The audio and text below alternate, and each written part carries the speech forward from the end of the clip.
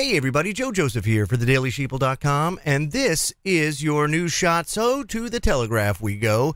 London now more dangerous than New York City, so crime stats suggest, and I don't know why anybody's really surprised by this. By the way, London has some of the most strict gun laws in the world. Said London is now more ridden with crime and much more dangerous than New York City, with rape, robbery, and violent offenses far higher than on the U.S. side of the Atlantic. The latest statistics published earlier this week reveal that crime across the U.S. was up by 13%, with a surge in violence in the capital.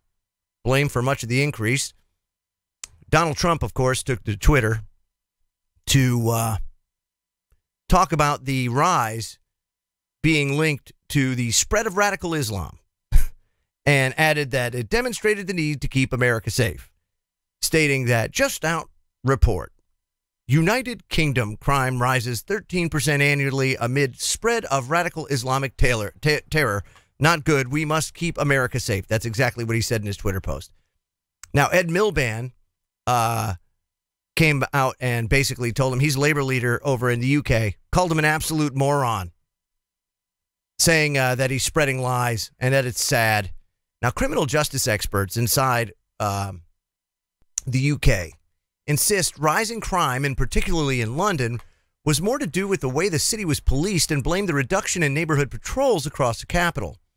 And while both London and New York have populations of around 8 million, figures suggest you are almost 6 times more likely to be burglarized in the British capital than in the U.S. city of New York, and 1.5 times more likely to fall victim to a robbery. Now, London has almost 3 times the number of reported rapes. And while the murder rate in New York remains higher, the gap, my friends, is narrowing dramatically. The change in fortunes of the two global cities has been put down largely to the difference in tactics adopted by the two police forces. Both Scotland Yard and the NYPD have just over 30,000 officers each, and budgets of around $3 billion a year. But in the mid-1990s, spiraling crime in New York, sparked by the crack cocaine epidemic, there's that word again, epidemic, resulted in a radical and new approach being adopted by the city's police department. And under the leadership of Mayor Rudy Giuliani and Police Commissioner Bill Bratton, the NYPD introduced a zero-tolerance approach to low-level crime and flooded problem areas with with added patrols. The force also put a huge amount of emphasis on community policing and stop and frisk. Let's not forget that. As a result, murders plummeted from a high in 1990 of over 2,000 to a record low 335 last year. The figure, of course, is going to go even lower, so they say, and is currently in line to dip to 240. Now, the last decade, of course, has seen the metro move away from the neighborhood policing models and low level in favor of pursuing more serious offenses. Last week, Scotland Yard wouldn't even bother investigating a large number of low-level offenses as part of a major cost-cutting drive. In addition, they say a huge amount of police resources have been poured into high-profile and politically sensitive cases, such as the flawed VIP child abuse inquiry and the phone hacking inquiry. And at the same time, crime rates in London have been creeping up.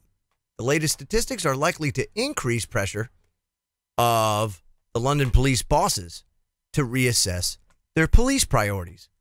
So here you have a very interesting instance of a municipality, same size as New York City.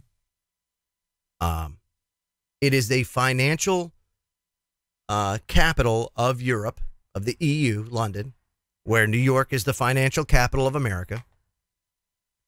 And interestingly enough, you have vastly different crime statistics.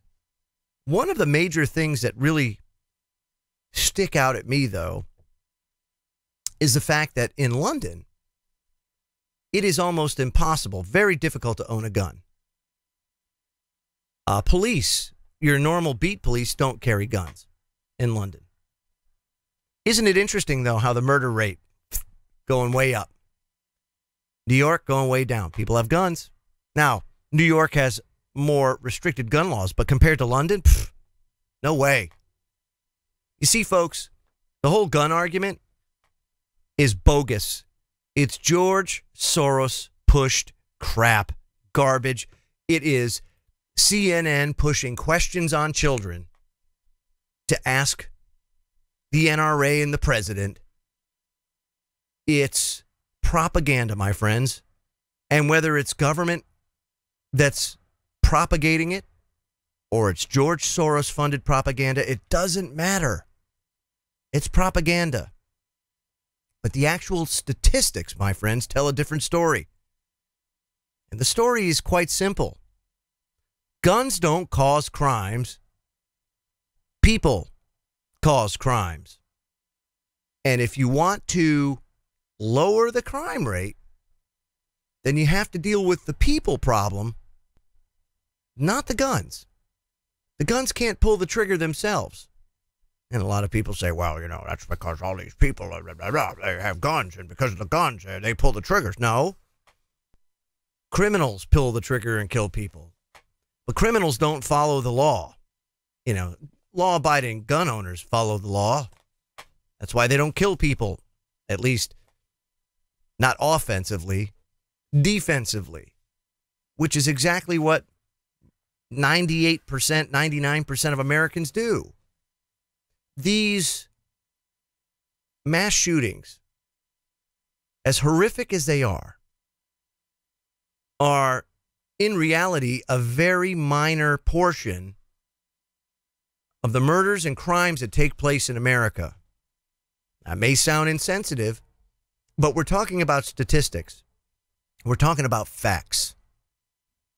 And the fact is, if you go and disarm America, which will never happen, it'll never happen. But if you did, then the only chance the world has ever had with regards to maintaining what molecule left of liberty and freedom does exist will be gone. It'll be gone. Whether you like it or not, the American people are the last best hope. And I got to be quite honest with you. If I lived anywhere else in the world, I wouldn't have a lot of faith right now because of the apathy, because of the sheer disregard of the responsibility that everybody here has to support the law, you know, and that law is the Constitution. And the Constitution isn't really that hard to deal with. It's not even that long. And the portion that deals with us, the Bill of Rights, it's even shorter. But it's a good reminder of what natural rights we have and what not to give away.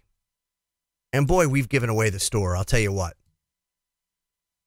And I think the reality that's setting in, especially for most people, is once you give it away, it's very hard to get it back. It's kind of like taxes. Once taxes are there, they're here to stay. Very seldom do they get repealed.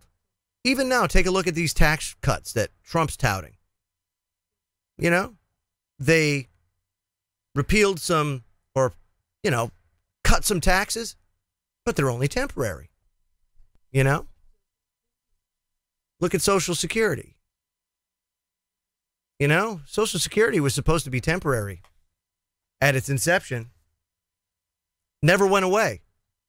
So, you know, these are things that we have to consider. But to just blindly go and say, oh, yes, well, if we take guns away, by God, we're just all going to sing Kumbaya, and all of a sudden the criminals are going to obey the law. Well, that's just asinine. So, here's a good story for you.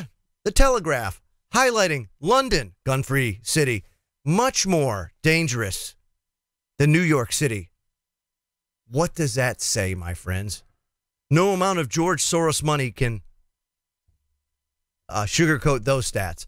I'm Joe Joseph. This was thedailySheeple.com's News Shot. Feel free to comment below and visit our website, thedailysheeple.com. Hashtag wake the flock up.